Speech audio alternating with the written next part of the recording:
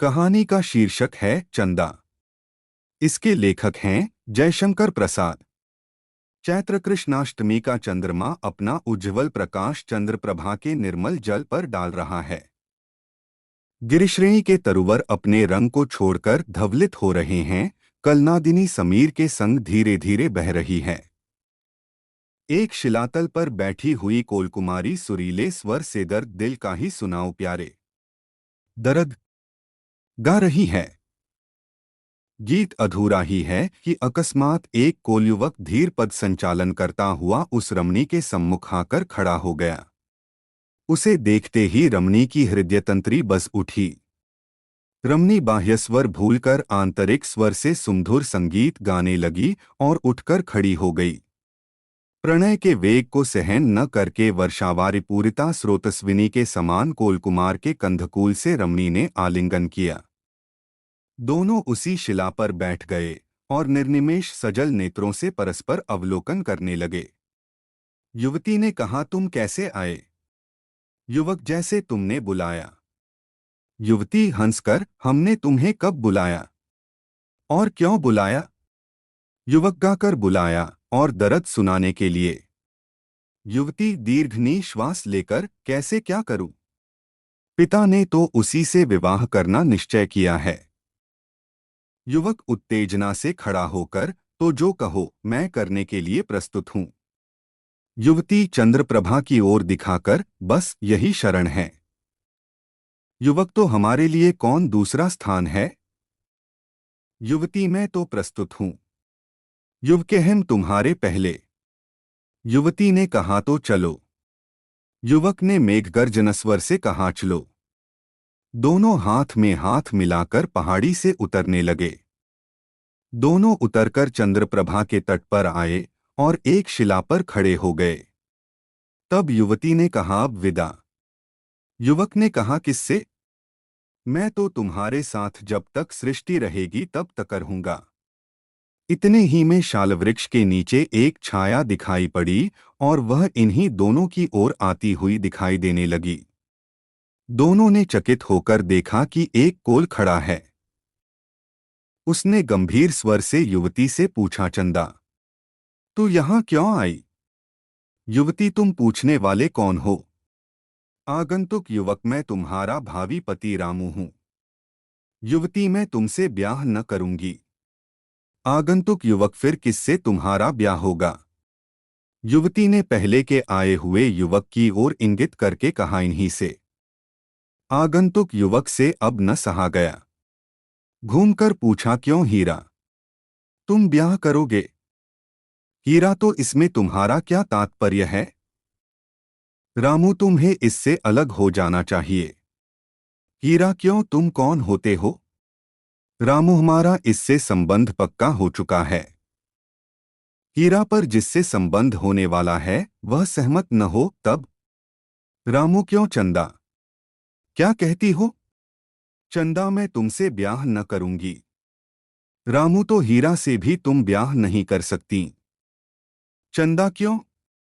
रामू, हीरा से अब हमारा तुम्हारा फैसला हो जाना चाहिए, क्योंकि एक म्यान में दो तलवारें नहीं रह सकती। इतना कहकर हीरा के ऊपर झपटकर उसने अचानक छुरे का वार किया। हीरा यद्यपि सचेत हो रहा था, पर उसको संभलने में विलंब हुआ। इससे घाव लग गया और वह वक्ष थामकर बैठ गया। इतने में चंदा जोर से क्रंदन कर उठी, साथ ही एक वृद्ध भील आता हुआ दिखाई पड़ा। युवती मुंह ढांपकर रो रही है और युवक रक्ताक्त छुरा लिए घृणा की दृष्टि से खड़े हुए हीरा की ओर देख रहा है। विमल चंद्रिका में चित्र की तरह वे दिखाई दे रहे हैं। वृद्ध को जब चंदा ने देखा तो और वेग से रोने लगी। उस दृश्य को देखते ही वृद्ध कोलपति सब बात समझ गया और रामू के समीप जाकर छुरा उसके हाथ से ले लिया और आज्ञा के स्वर में कहा, तुम दोनों हीरा को उठाकर नदी के समीप ले चलो। इतना कहकर वृद्ध उन सबों के साथ आकर नदी तट पर जल के समीप खड़ा हो गया। रामू और चंदा दोनों ने मिलकर उसके घाव को धोया और हीरा के मुंह पर छींटा दिया, जिससे उसकी मूर्छा दूर हुई।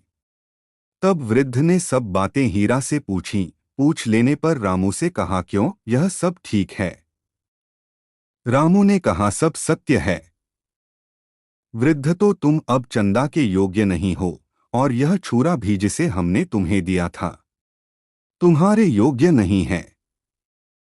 तुम शीघ्र ही हमारे जंगल से चले जाओ, नहीं तो तुम्हारा हाल महाराज से कह देंगे, और उसका क्या परिणाम होगा सो तुम स्वयं समझ सकते हो। हीरा की ओर देखकर, बेटा, तुम्हारा घाव शीघ्र अच्छा हो जाएगा, घबराना नहीं, चंदा तुम्हारी ही होगी। यह सुनकर चंदा और हीरा का मुख प्रसन्नता से चमकने लगा, पर हीरा ने लेटे ही लेटे हाथ जोड़कर कहा, पिता, एक बात कहनी है। यदि आपकी आज्ञा हो। वृद्धहम समझ गए, बेटा। रामू विश्वासघाती है। हीरा नहीं, पिता। अब वह ऐसा कार्य नहीं करेगा। आप क्षमा करेंगे, मैं ऐसी आशा करता हूं। वृद्ध, जैसी तुम्हारी इच्छा। कुछ दिन के बाद जब हीरा अच्छी प्रकार से आरोग्य हो गया, तब उसका ब्याह चंदा से हो गया। रामू भी उस उत्सव में सम्मिलित हुआ, पर उसका बदन मलिन और चिंतापूर्ण था। वृद्ध कुछ ही काल में अपना पद हीरा को सौंप स्वर्ग को सिधारा। हीरा और चंदा सुख से विमल चांदनी में बैठकर पहाड़ी झरनों का कलनादमय आनंद संगीत सुनते थे। अंशुमाली अपनी तीक्ष्ण किरणों से वन्य देश को परितापित कर रहे हैं। मृगसिंह एक स्थान पर बैठकर छाया सुख में अपने बैरभाव को भूलकर ऊँघ रहे हैं।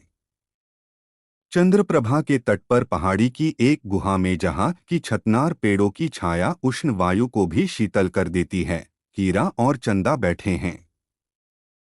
हृदय के अनंत विकास से उनका मुख प्रफुल्लित दिखाई पड़ता है। उन्हें वस्त्र के लिए वृक्षगण वलकल देते हैं, भोजन के लिए प्याज, मेवा इत्यादि जंगली सुस्वादु फल, शीतल स्वच्छंद पवन, निवास के लिए गिरिगुहा, प्राकृतिक झरनों का शीतल जल उनके सब अभावों को दूर करता है और सबल तथा स्वच्छंद बनाने में ये सब सहायता देते हैं। उन्हें किसी की अपेक्षा नहीं पड़ती, अस्तु उन्हीं सब सुखों से आनंदित व्यक्तिद्वय चंद्रप्रभा के जल का कलनाद सुनकर अपनी हृदय वीणा को बजाते हैं। चंदा प्रिय, आज उदासीन क्यों हो? हीरान ही तो मैं यह सोच रहा हूं कि इस वन में राजा आने वाले हैं। हम लोग यद्यपि अधीन नहीं हैं, तो भी उन्हें शिकार खिलाया जाता है, और इसमें हम लोगों की कुछ हानि भी नहीं है। उसके प्रतिकार में हम लोगों को कुछ मिलता है, पर आजकल इस वन में जानवर दिखाई नहीं पड़ते, इसलिए सोचता हूं कि कोई शेर या छोटा चीता भी मिल जाता तो कार्य हो जाता। चंदा खोज किया था। हीरा, हाँ, आदमी तो गया है। इतने में एक कोल दौड़ता हुआ आया और कहा, राजा आ गए हैं और तहखाने में बैठे हैं। एक तेंदुआ भी दिखाई दिया है। हीरा का मुख प्रसन्नता से चमकने लगा और वह अपना कुल्हाड़ा संभालकर उस आगंतुक के साथ वहां पहुंचा जहां शिकार का आयोजन हो चुका था। राजा साहब झंझरी में बंदूक की नाल रखे हुए ताक रहे हैं। एक ओर से बाजा बज उठा। एक चीता भागता हुआ सामने से निकला। राजा साहब ने उस पर वार किया। गोली लगी पर चमड़े को छेदती हुई पार हो गई, इससे वह जानवर भागकर निकल गया। अब तो राजा साहब बहुत ही दुखित हुए।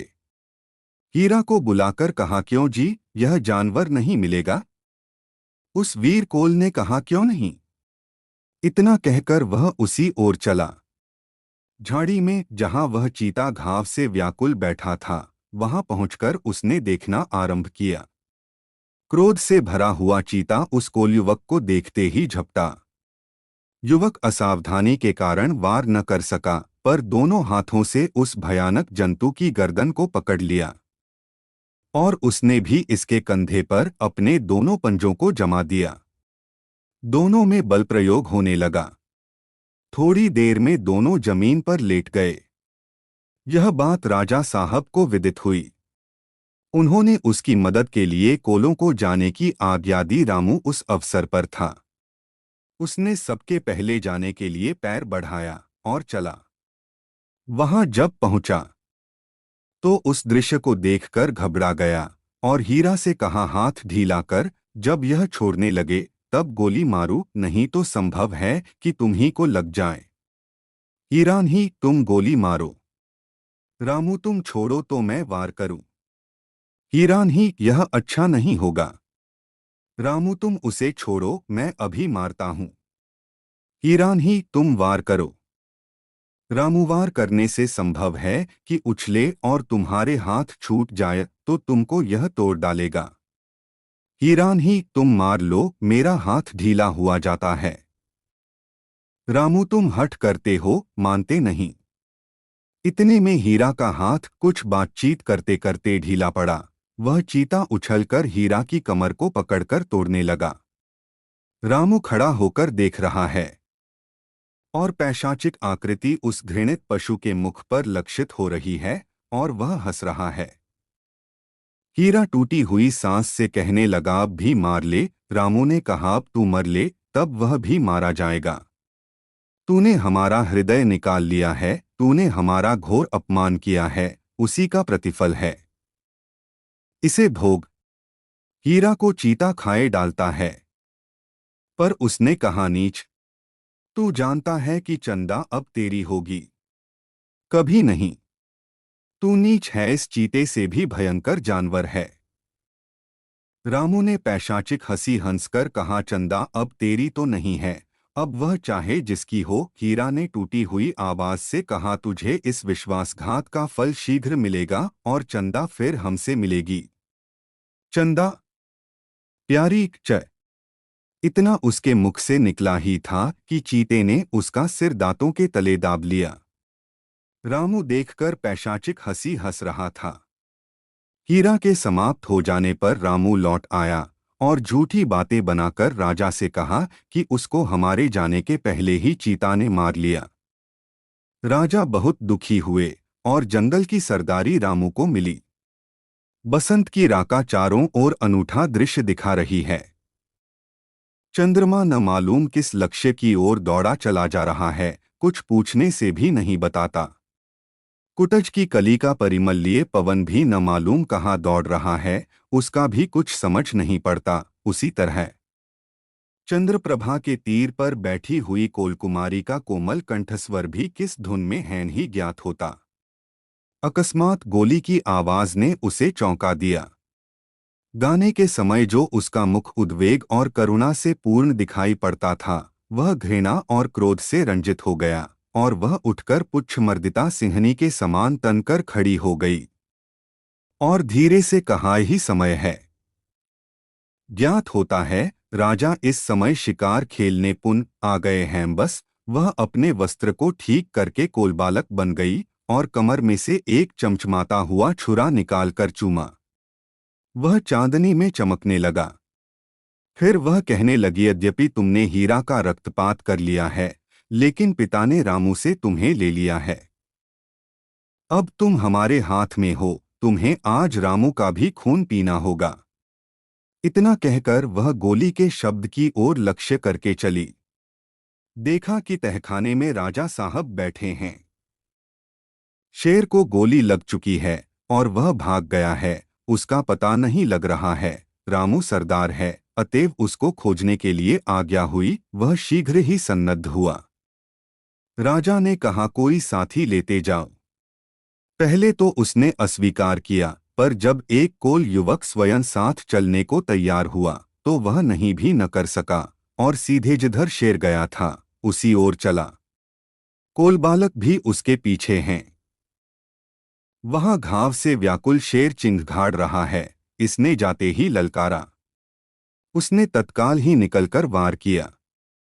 रामू कम साहसी नहीं था। उसने उसके खुले मुंह में निर्भीक होकर बंदूक की नाल डाल दी, पर उसके जरा सा मुंह घुमा लेने से गोली चमड़ा छेदकर पार निकल गई और शेर ने क्रुद्ध होकर दांत से बंदूक की नाल दबा ली। अब दोनों एक दूसरे को ढकेलने लगे, पर कोलबालक चुपचाप खड़ा है। रामू ने कहा, मार। अब देखता क्या है।